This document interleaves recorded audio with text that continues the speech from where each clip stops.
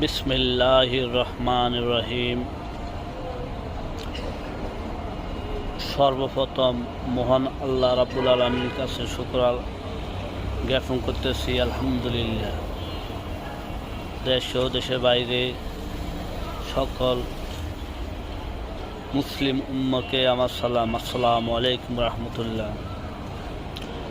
গতকালকে বাংলাদেশে সর্বোচ্চ বিদ্যাপীঠে যে হত্যাকাণ্ড হয়েছে, আসলে এটা মেনে নেওয়া যায় না। একজন মানসিক ভারসাম্যহীন মানুষ হত্যাকাণ্ড হয়েছে, এটা মেনে নেওয়া যায় না। আল্লাহ, তুমি এদের বিচার করি আল্লাহ।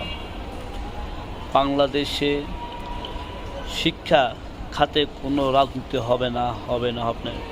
শিক্ষা ব্যবস্থাকে ধ্বংস করেছে রাজনীতি ঢুকাইয়া, কোনো রাজনীতি হবে না। আমি অন্ধকারে আইছি।